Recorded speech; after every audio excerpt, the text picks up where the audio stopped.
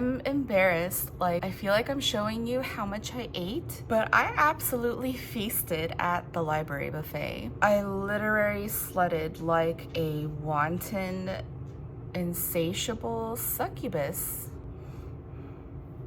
Hi, my name is Yenna. I'm a modern Ajumma, and I ate a lot of books this month. July is such a long month. I watched a lot of stuff too, but I don't really feel that compelled. And TBH, I don't really have much time to dedicate its own video to that. But I will merely tell you that my favorite thing that I watched this month is Past Lives, directed by Celine Song. To me, that movie is the millennial version of Before Sunrise. I watched it twice. The second time I watched it during Barbenheimer weekend to give the industry the big indie middle finger that I am. And the first time it was just like slow weeping because it is such a beautiful story. It is so nostalgic. It is the most millennial film that I've seen thus far, and it's very heartachy, heartbreaky. But the second time I watched it, I started crying at the sound of the Skype voice call.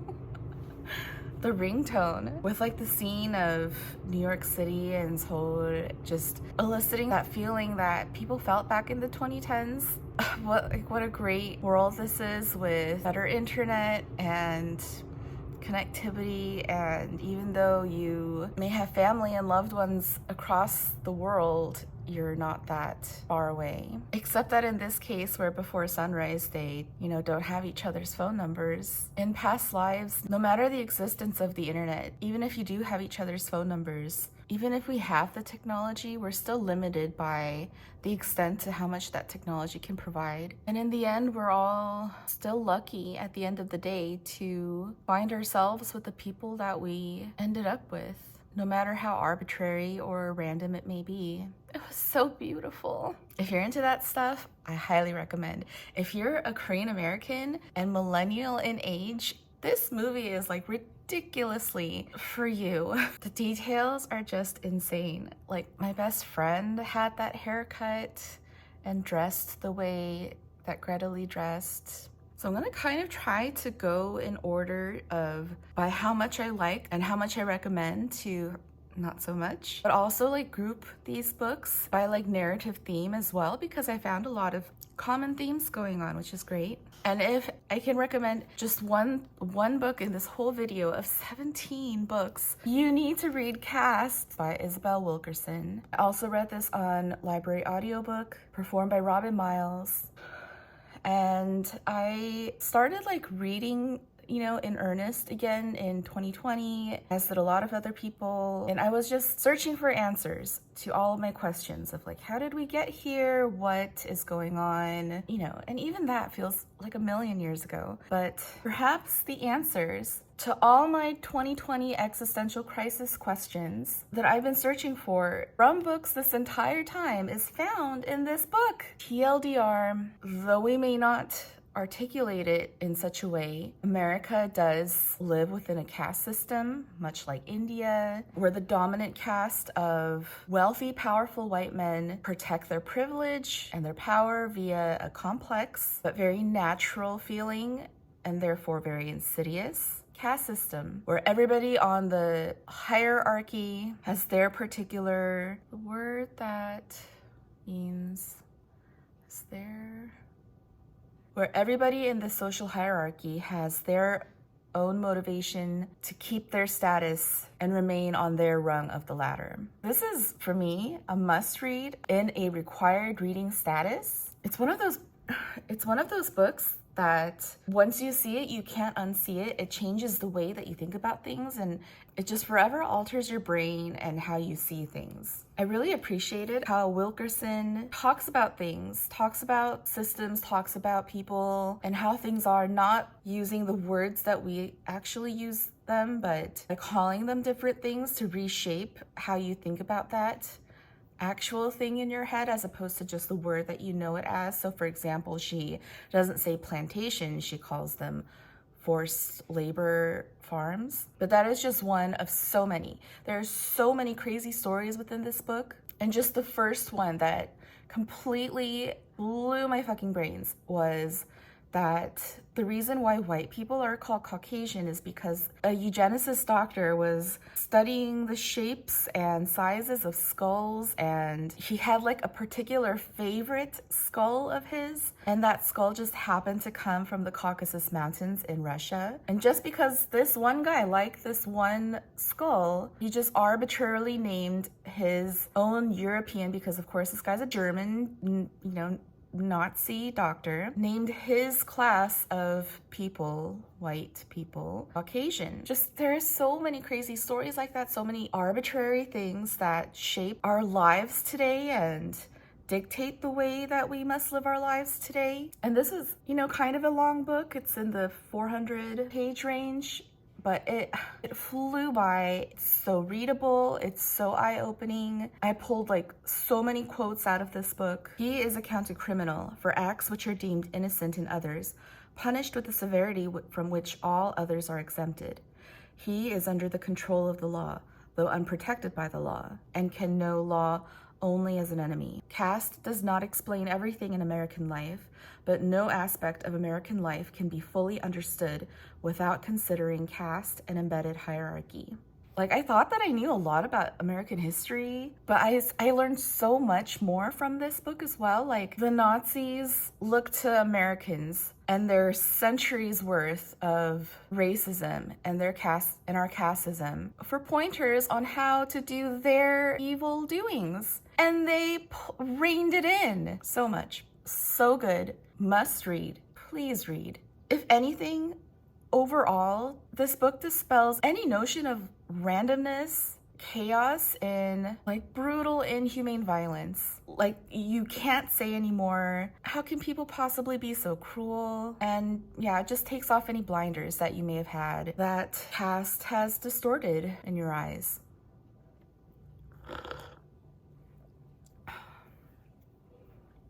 I have my coffee. Please kick in. It is like first thing in the morning and my eyes are a little puffy. And my pimple. My other favorite thing from this month is Fleishman is in Trouble by Taffy Brodesser-Akner. I listened to this on library audio read by Allison Ryan. I also happen to own my own copy, my own paper copy. But yeah, this month alone, I read like 10 audiobooks. I had a moment. And Fleishman is in Trouble is essentially about a man who's trying to figure out childcare, and he's struggling. So yes, you can safely infer from that this is a hilarious upper middle class, like white people sob stories. And this is so, so funny. Extremely private and yet somehow progressive school on the West Side. His dreidel-shaped mother. How do you decide which is your second home when you have 4 homes? He wanted the optimism of a Whole Foods. On the surface, this book is very funny, very droll, but there is another layer to this where within the plot, this book gets right. This like very specific American culture of middle-aged life, of being a parent, middle-age crises. There's a birth scene in here that, though it wasn't exactly the same as my own, it really took me back to that time because, nobody told me, because, growing up, I've been told that childbirth is painful, that it's scary, but I was also never told that it could feel like a nightmare, that it might actually make you feel as if you've been robbed of something, because the overarching message of childbirth is magical. Your duty, the hardship that you go through to get something better out of it, which is your child. And then you do it. I did it. And what I actually felt from childbirth was like I wasn't myself anymore, and that something was taken, and it was a nightmare, and it was embarrassing. I still remember my parents coming into the room, and that was when I just started crying. There was like no real I did have an emergency C-section, but there was like no real complications there. Everything happened okay. The baby was fine. My son's now healthy. I love my son. But I could not stop crying. And I think a lot of people would roll their eyes at a particular group therapy session that Rachel Fleishman goes to. But when I read that, oh, that clicked so many buttons for me and the accuracy of it.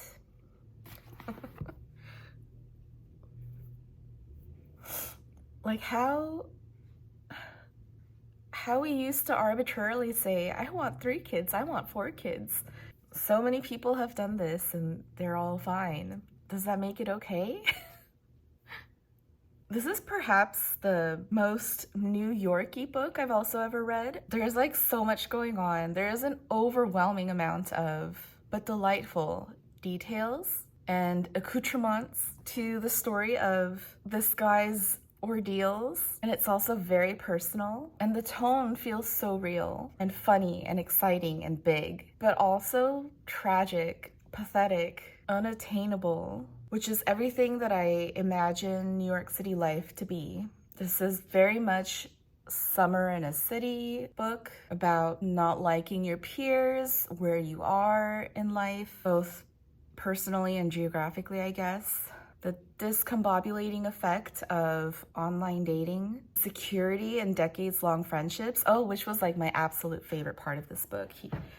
It's a group of friends that they've known each other since college and reconnecting again to try to find yourself and who you used to be before everything went downhill. Weekends were an abyss that was exactly long enough to stare back at me. No matter how many times you whisper your values to them, the thing that spoke louder was what you chose to do with your time and resources. There was so many ways of being a woman in the world, but all of them still rendered her just a woman, which is to say, a target. I always get so excited every time I get to use this word, but this book is very subversive. And to be honest, I have actually been wanting to read this since I saw Seema in And Just Like That, reading this alone. And now I'm cackling with glee, knowing that that childless and unmarried character is reading this book about the awfulness of life being married with kids. About this couple constantly arguing, and some like very real truths about what happens to women when they think that they've escaped the clutches of patriarchal standards. This is a heavy reminder that arguments have more than one side of the story. Yeah, I really, really like this. I wholeheartedly recommend. Completely see why it gets all the buzz it does. And then immediately after, I binged the Hulu series, which is like immaculately cast. It's great because I happen to be traveling to Manhattan in a week. So this gave me like very much what to do with a kid in the city type vibes. I was thinking about reading this while I was in New York, but I'm really glad that I read it before. Just because this way I get to cry on camera before you. Commonwealth by Ann Patchett. I also read on library audiobook. It was read by Hope Davis. And this book I really, really, really enjoyed. It's another book that I think much like Ann Patchett's novels. I mean, actually I've only read now 2 of her novels, but there's something about an Ann Patchett book that feels so gossipy. Like I, read parts and I want to tell somebody like what's going on in these characters' lives. Like, can you imagine that this person did this to her? Like, honestly, who needs the Real Housewives or the Kardashians when you've got an Ann Patchett book? Every chapter was just absolutely devastating. And just like The Dutch House, we have the same tone of practicality, that stiff upper lip stoicism, belying torrential emotions of past injustices. Also like The Dutch House, I'm not exactly sympathetic to the characters. In fact, I kind of hate them, and I know that I would really dislike them in IRL. But nevertheless, they're still so compelling. It's the plottiest of plots, the characteriest of characters. But yeah, it's not just as simple as like terrible people who make terrible decisions, who consistently make terrible choices. It's just humanity.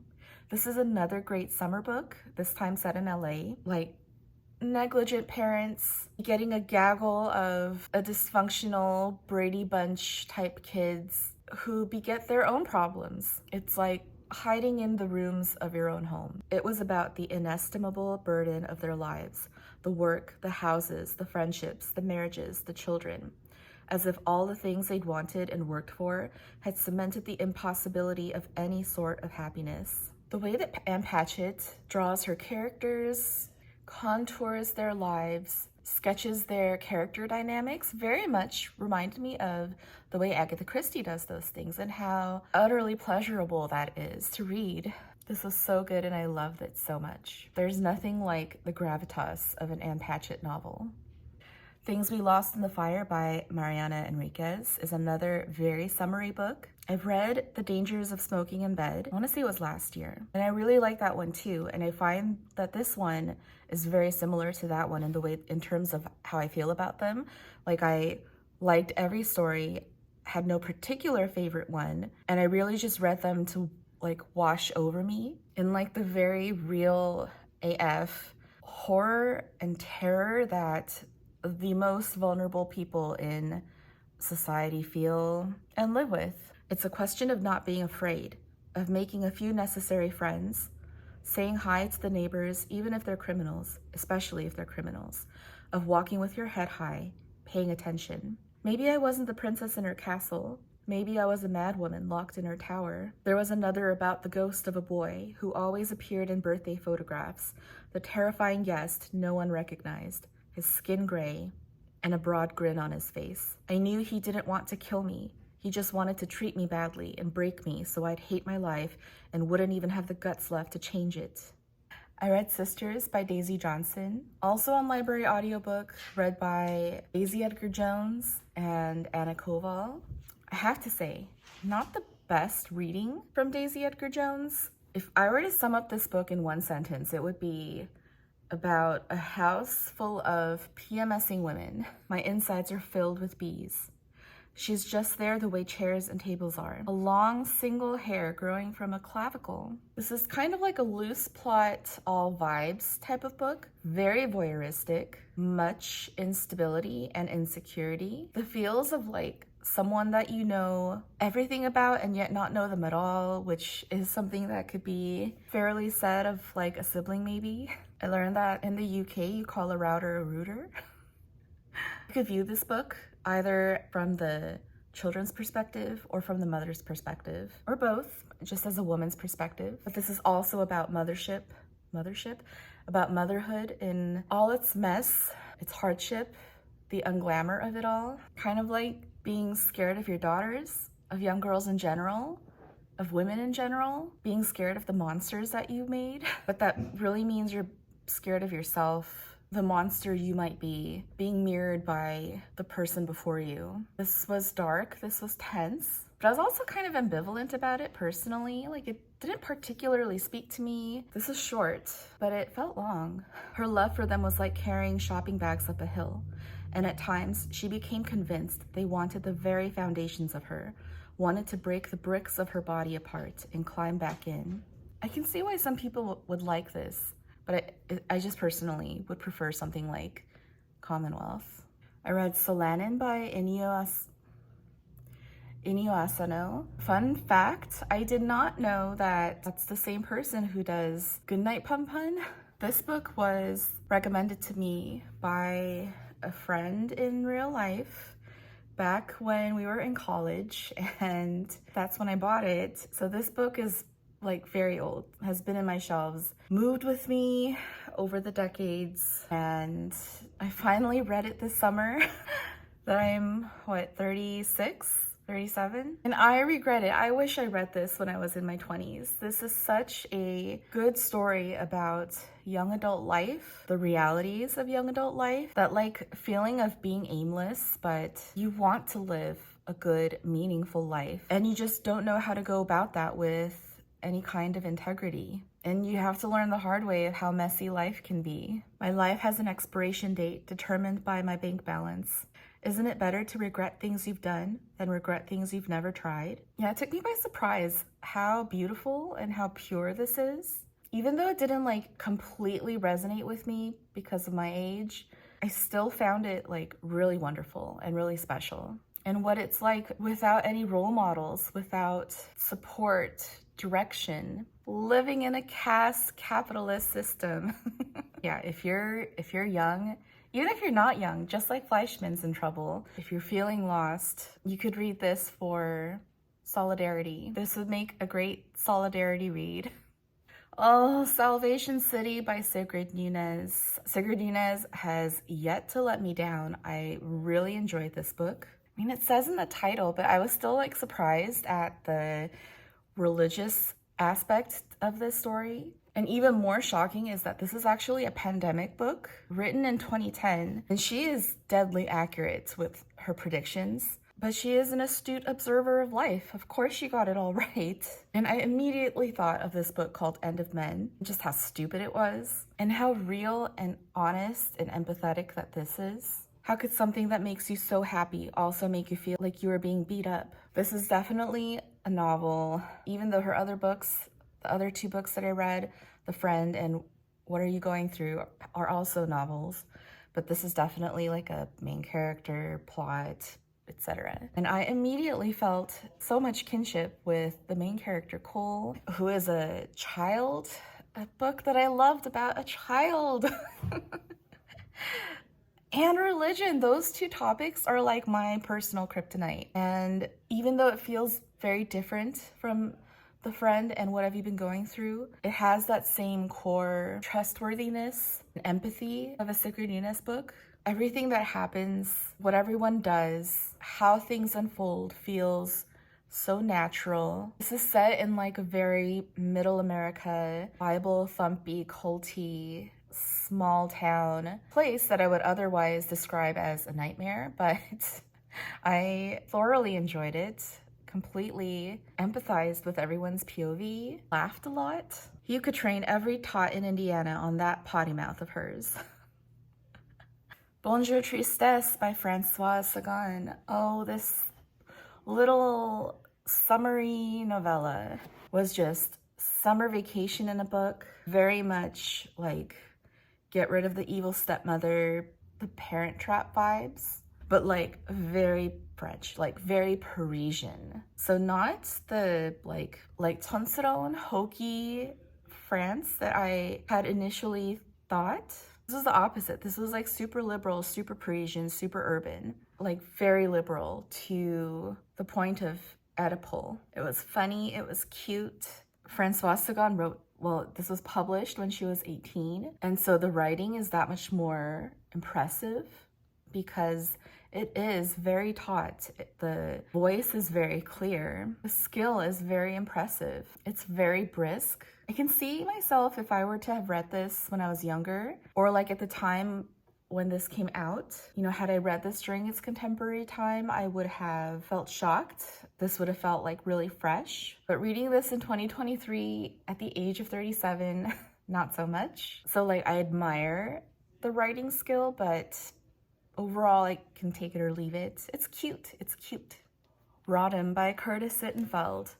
Because I was so enamored by Laura Bush, I had to read Rodham, and I vaguely recall, like, I think when this book came out, people on BookTube were talking about it. I think that they were saying that this is like a mid Curtis Sittenfeld, and I guess I agree. Like, I still really enjoy a Curtis Sittenfeld, but this one obviously is about Hillary Rodham Clinton. This came out in 2020, so like after 4+ years of stewing, of Curtis Sittenfeld stewing in her seat about the way the election happened. I also read this via library audio read by Harrington McDuffie. Even though I wasn't like the biggest fan, I don't think that this is like her best work by any means.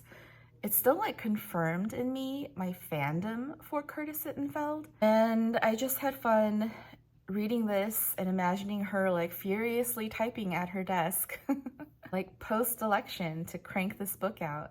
I guess it was nice to be reminded that a woman can literally be born to be president and do all of the right things, tick off every box, dot every I, cross every T, and still be denied by like the absolute worst of patriarchy. I actually wish that I read, again, this is another book where I wish I read this when I was younger, you know, even though it came out in 2020, but you know what I mean? Like, I would have had a better time about this reading it when I was younger, because her character, you know, the character of this Hillary has, and Hillary Clinton, the person, has so much tenacity, like methodical strengths, like sense of right is exemplary. Like, she's such a good role model. And like every Curtis Sittenfeld book, it captures that OTP so right, like that all-encompassing, comfortable, sexy relationship with the man who is not only extraordinary, but it feels written in the stars that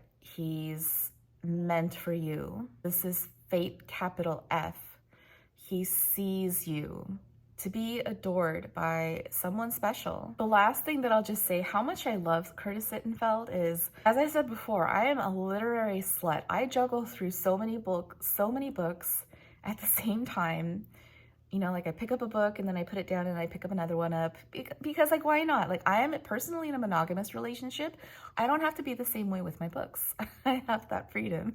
But when I read a Curtis Sittenfeld, I'm very faithful. Like, I do not even want to pick up any other book except the one that I have. And maybe it's the nature of this Rodham book in particular, like with Bill, but that's another detail of this reading experience that I chuckled at. So yeah, otherwise this book just felt extraordinarily reactionary to the 2016 election results, and Sittenfeld took it so personally that her only reaction was to sink into this fanfic. And I also felt like it was channeling this current desire of women desiring to be alone and normalizing that choice. And it's just frustrating that for all her aptitude, for all her classic textbook smarts, Hillary is still a hapless, clueless person being denied that balance of having a little A and a little B. I hated the end. It was so humiliating. Like, it wasn't just sad. It was just frustrating because I don't even want to think, like, we're so far away from this alternative universe that this ending was, that I just was frustrated by our own real life and reality. I read Eligible by Curtis Sittenfeld, which is the retelling of Pride and Prejudice, because July is such a long dang month that I forgot that I told myself to pace out one Curtis Sittenfeld per month. Yeah. Whatever. I also read this on library audio, read by Cassandra Campbell. It is a testament to Curtis Sittenfeld's writing, how the nature of her books feel like eating chips. I really felt like I ate a bag of chips reading one book of hers. They're just so easily consumable. This is calorie dense, but light going down. And it was only when I read Eligible that I realized that she is very much a contemporary Jane Austen type of writer, just as sharply observational of personal dynamics, of that frothy, funny, clever, female POV focused. After dinner, Liz followed the scent of nail polish to its source, which turned out, as was often the case, to be Kitty. According to Jane, Caroline Bingley had at last discovered a sushi restaurant in Cincinnati that met her standards and had invited Jane to join her there for lunch.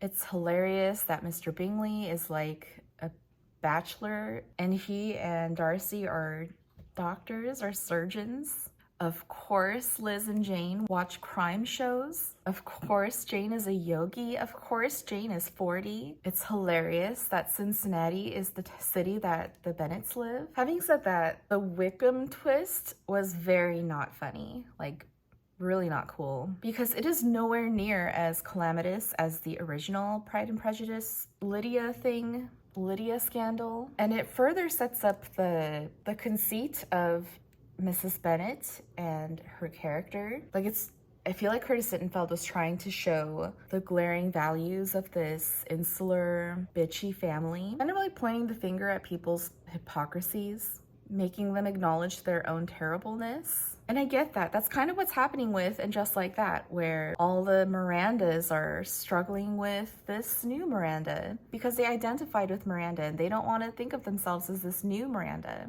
But where Eligible lost me was the Darcy cleanup post scandal that happened in Pride and Prejudice, that happens in Eligible, because we expect this Lizzie to be able to fix it herself, since in this world she's been doing it this whole time. And Curtis Sittenfeld is so good at writing neurotic, headstrong, stubborn main character women that we also happen to love very much, because it's because if this flawed woman can still be this loved and adored, then so can I. But at the end of the day, in this Eligible and this retelling, that whole Mr. Darcy cleanup just doesn't work because in this world, it's possible, like it's feasible for Lizzie to be able to do that herself. And her, failure and her being rescued by a man in this context feels that much of a letdown. Whereas in the original Pride and Prejudice, we're talking about like financial security here. And again, another great summer reread. This is like a great Labor Day weekend read. Even though this was a mid Curtis Sittenfeld for me personally, I still really enjoyed it. It was so fun. Another 400-ish page book that felt like nothing, that I gobbled up. So I had to reread Pride and Prejudice by Jane Austen because it's been a long time since I've read this. And there are parts of Eligible that I was like, wait, what? What is that the direct equivalent of from the original? So I had to reread this. Again, I read this from a library audiobook performed by Kate Kelgren, whose Mrs. Bennet voice is just great. Oh, single to be sure. I was delighted to still laugh and to still find this so funny, smart, so relatable, where you instantly know who all the characters are, like what tropes they serve, what they're inherently like, their motivations. To be reminded that Mrs. B is the Karen of time immemorial. But I still felt so much sympathy for her. Like, she's a real one. She acknowledges who her favorite kids are. And at the end of the day, she just wants them all to be secure. She just wants her kids to be okay. Like, yeah, she's a mom. I was pleasantly surprised to find the Wickham twist still just as shocking and scandalous. Like, this entire family's reputation's on the line. And even in this, like, happy ending, when I first read this, I was still very young, so I did think of it as a happy ending. Like, oh, everything was made okay. It's all cleaned up. Lydia's gonna be okay. But in this reread, I was like, oh no. I mean, not that Lydia is so great herself, but she's still stuck with this jerk who will undoubtedly give her an unhappy and unfaithful married life, separated from all of her family and friends, very far away. Yeah, the other thing that I forgot about a book from this era is how well you know everybody's income, how you just happen to know what everyone's income is. That's crazy to me. But maybe that's just my own Americanness, like my own American reticence in discussing money. I learned from the audiobook that persevered was pronounced persevered. So I still found this just as charming, just as delightful as its reputation. Same with the Francoise Sagan. With Jane Austen, I always felt something of a remove. I never really felt like she was for me.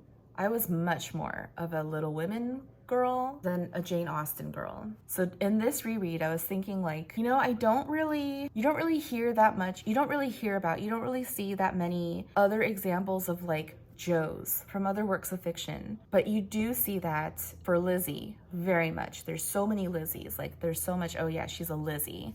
That's pretty cool. Does that also make a Lizzie a basic B? Yeah, but that's not necessarily a bad thing. And yeah, just like I thought of, the Marches preparing their own food. They were able to like take care of themselves, but the Bennet sisters, not so much. They were still waited on. So I kept thinking how Lizzie Bennet is not a writer like Jo March, but more like her editor. She's the manager to Jo's worker. And Little Women and Pride and Prejudice are two very different girls. This is like the Barbie heel, and Little Women is the Birkenstock.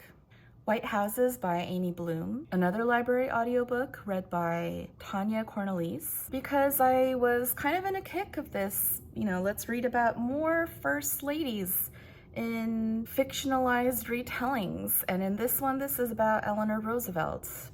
But like if she had a Boulder-like lesbian lover.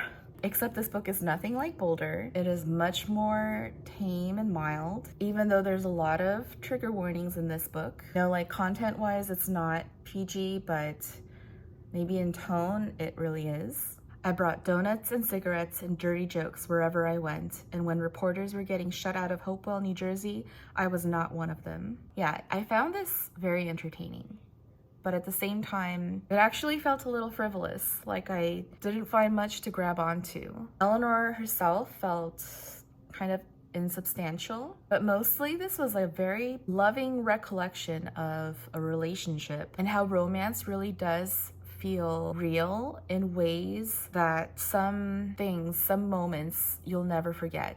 Yeah, I don't really recommend this. It's got a little bit too much white guilt in this. I finally read some Elizabeth David. I never read her before. I wanted to know what this lady is about. I knew that she's a food writer. She's like a British Julia Child. I've seen the cover for this book, An Omelette and a Glass of Wine, years ago from OK Thank You's Instagram, and I bought it simply purely from that alone. It's so fab. So this is quite dense, like it felt like a textbook. So it did take a while for me to get through, but it's a collection of essays over the decades of her magazine writings, of her travels, wartime food, navigating cooking with unknown ingredients, and just figuring it out. But it reminded me that even if you don't cook from books, it's still important to read about them and get an idea of how it's done. Just expose yourself to it. This actually also reminded me of the Agatha Christie novel, Taken at the Flood, because there was a character in that story who left home to work in the war, because war is unfortunately a business opportunity for some people, but sometimes for some people it could be a very good opportunity for them to get out of where they're from, travel, meet different people than they otherwise would have staying home. And then coming back home to England is a downgrade. So this nonfiction book gave me that kind of context for a fictional book that I've read in the past and know about, but it didn't quite make sense at the time, so that was really nice. But yeah, the reading experience for this as a book, even if I found the topic of great interest, it was still hard goings for me. And I just don't think that Elizabeth David is for me, for my generation. I've got my own Elizabeth David, and her name is Ina Garten. There is something very country about her. She's just trying to bring the message of good food during the 20th century when England was notorious for its bad food. She wants better for her country, for her people.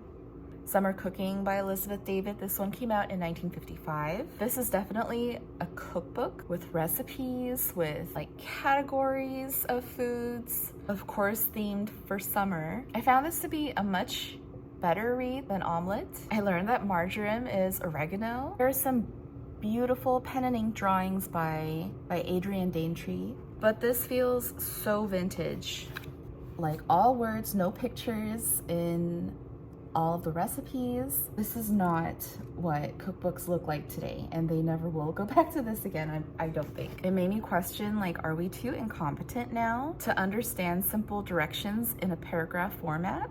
There's a lot of recipes and food descriptions for Middle Eastern, Italian, Mediterranean, Indian cuisines, which shows the breadth of her travels, which implies her upper class background.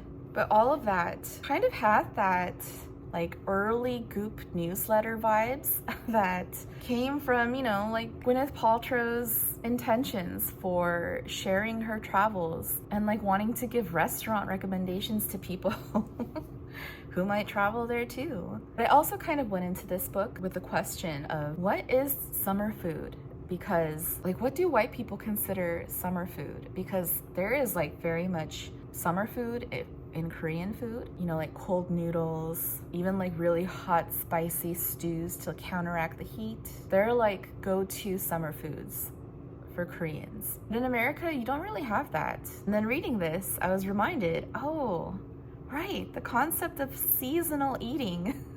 Like seasonal cooking, seasonal eating, like whatever's in season, that's what you're eating that season, especially in mid-century England. What is the concept of summer food? It's seasonal, best raw or lightly cooked, and which other ingredients pair well. Oh, and picnics. That was so sweet, so cute. Picnics for summer food.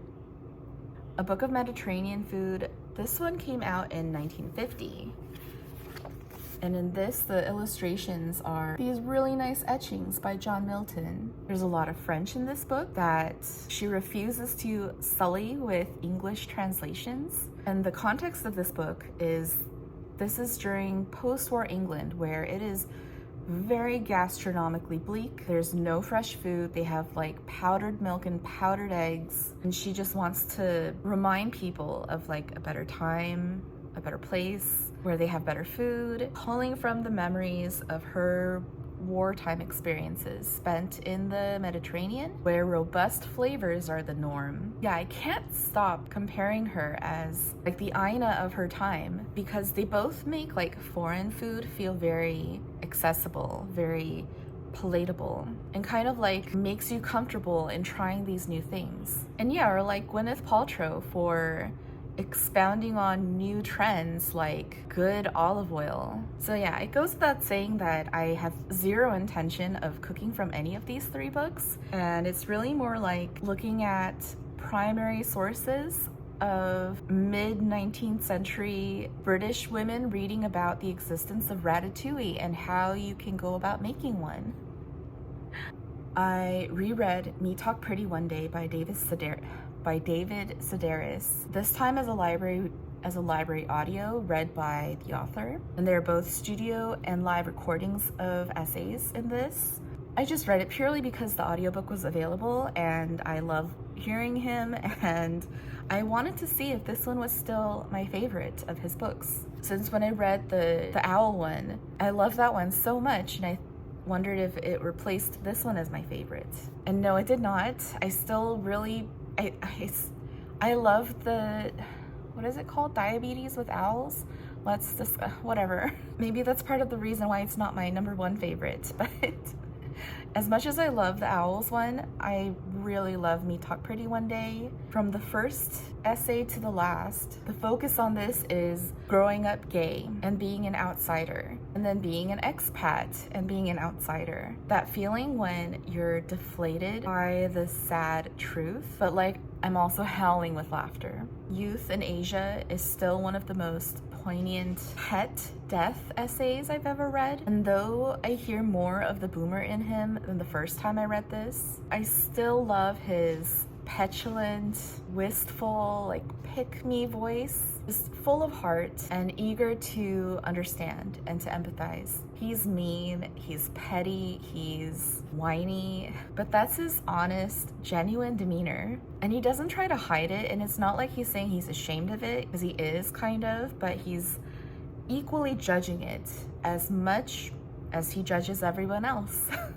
And the audiobook is really delightful because at the end he reads from some of his diary entries and some poems.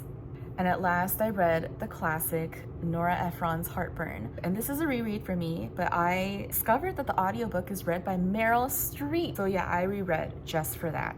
And of course, Meryl is an absolutely wonderful reader. That in itself is a delight of this audiobook experience. And like with all Ephrons, this book flies by. It is 5 hours of neurotic female problems, as well as like really odd details, like his coffee tastes like a very spicy old foot. There's even a salad dressing amidst the very tumultuous breakup, and the secret to that is Grey Poupon. And I'm happy to say that the ending still packs that satisfying, delightful wallop. Again, this is such a summery read, that agonizingly annoying irritation of summer, when everything's just hot and you're just too sweaty and sticky to deal with it all. My favorite Ephron is still I Feel Bad About My Neck, but Heartburn still really does it too. That was so many books. This was so many books. Like, I still can't believe that I read all of these this month, but July is a very long month and I had a really great time. Like I said before, summer is the time of like all-time high level of consumption, and I had a lot to say about them, I guess. I read so many books that I can't even pick them all up at the same time, and I know that I'm gonna drop them. Oh my god! Help! Oh, fuck. Help me, George. Thumbnail? I'm terrified at how long this video is gonna be, but I hope you all had a great July. I hope you're having a good August. Hope you're having a great summer. Thanks for watching. I have to end this video. Bye. Bye.